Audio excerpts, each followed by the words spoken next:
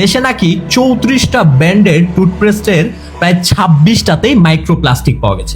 দেশের বাজারে 34 টুথপেস্টের মধ্যে 26টিতে ক্ষতিকর মাইক্রোপ্লাস্টিক 34টা ব্র্যান্ডের টুথপেস্টের 26টাতেই মাইক্রোপ্লাস্টিক পাওয়া গেছে।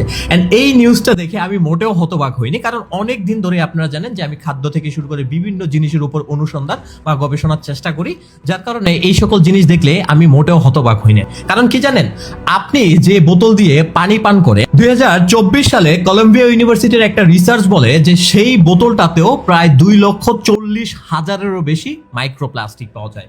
শুধু তাই নয়, আপনার বাসায় যে সয়াবিন তেলের বোতল ব্যবহার করা হয় তাতেও মাইক্রোপ্লাস্টিক আছে। আর এতেই যদি চমকে যান তাহলে বলি, বাচ্চাদের যে বেবি ওটস খাওয়ান তাতে ক্যান্সার তৈরির জীবাণু পাওয়া যায়।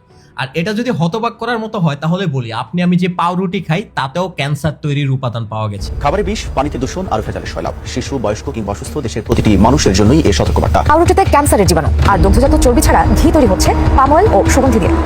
চারদিকে খাদ্যে ভেজালের নৈরাজ্যে কি খাবে শিশুরা? বিদেশি ব্র্যান্ডের যেসব শিশু খাদ্যে আস্থা রাখেন সেসবও নকল করে চলছে রমরমা বাণিজ্য। পাউরুটিতে ক্যান্সারের উপাদান।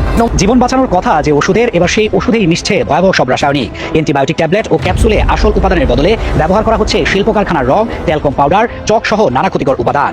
এন্ড এই সকল জিনিস দেখে আপনি হয়তো চমকে যাচ্ছেন, বাট বিশ্বাস করেন দেশের 80% খাদ্যের মধ্যে ভেজাল এন্ড বিষ। আমি সঠিক বলছি। আপনি যদি আমাকে জিজ্ঞেস করেন যে ভাই কোন কোন খাবারগুলো খাদ্য লিস্ট থেকে বাদ দেওয়া উচিত, তাহলে আমি বলবো দেশের 80% খাবারই আপনার বাদ দিতে হবে।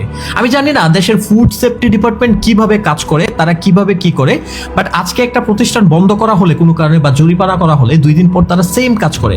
এই যে আমাদের প্যাকেট যার দুধ থেকে শুরু করে বিভিন্ন উপাদান, কোল্ড ড্রিঙ্কস থেকে শুরু করে আমরা যে চা খাই, চায়ের যে ট্রি ব্যাগগুলো আছে এতে পর্যন্ত মাইক্রোপ্লাস্টিক পাওয়া যায়, এইগুলোতে পর্যন্ত ক্যান্সার তৈরির জীবাণু পাওয়া যায়। এখন আপনার প্রশ্ন হইতে পারে যে ভাই মাইক্রোপ্লাস্টিক কি ক্ষতি হইতে পারে? দেখেন, মাইক্রোপ্লাস্টিক আপনার হরমোনাল ইমব্যালেন্স করতে পারে, আপনার বডিতে ক্যান্সার সেল তৈরি করতে পারে, আপনার দৃষ্টিশক্তি কেড়ে নিতে পারে, আপনার চুল পড়া, ত্বকের প্রবলেম, চুলকানি থেকে শুরু করে বিভিন্ন সমস্যা তৈরি করতে পারে। আপনি প্রশ্ন করতে পারেন তাহলে ভাই কি করা যাইতে পারে? দেখেন, এই কথাগুলো বলার আগে আপনাদেরকে বলি, এই যে আমার দেশের অনুসন্ধানকৃত খাদ্যগুলো যদি একটু সঠিকভাবে অনুসন্ধান হয়, পরীক্ষা হয়, যেই দেশে চিকিৎসা আমাদের মৌলিক অধিকার, খাদ্য আমাদের মৌলিক অধিকার, সেই দেশে 80% খাদ্যের মধ্যে বাজার, সেই দেশে ঠিকমতো চিকিৎসা নিতে মানুষ পারে না। আর আপনারা আমাকে উল্টা প্রশ্ন করতে পারেন তাহলে ভাই এর থেকে বাঁচার উপায় কি? দেখেন, আমাদের দেশটা যদিও বলা হয় 20 কোটি জনগণ, কিন্তু আমার অনুসন্ধান বলে দেশে এখন প্রায় 25 থেকে 30 কোটি প্লাস জনগণ আছে। দেশে 25 থেকে 30 কোটি জনগণ আছে। দেশের জমির তুলনায় জনগণের সংখ্যাটা একটু বেশি, যার কারণে হয়তো আপনি চাইলেও ফসল ফলায় খেতে পারবো না।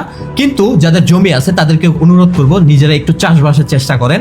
অ্যান্ড যদি বলি টুথপেস্টে মাইক্রোপ্লাস্টিক, সেটা থেকে কিভাবে বাঁচতে পারবেন, অ্যান্ড সেটা থেকে বাঁচার উপায় আল্লাহ রাসূল সাল্লাল্লাহু আলাইহি সাল্লাম আজ থেকে 1400 বছর আগে আমাদেরকে দেখিয়ে দিয়ে গেছে। সেটা হচ্ছে মেসওয়াক। ইয়েস, মেসওয়াকে এত বেশি হেলথ বেনিফিট এন্ড এত বেশি স্বাস্থ্য উপকারী যে এটা নিয়ে বিভিন্ন ইউনিভার্সিটি এন্ড বিভিন্ন জায়গাতে গবেষণা হয়।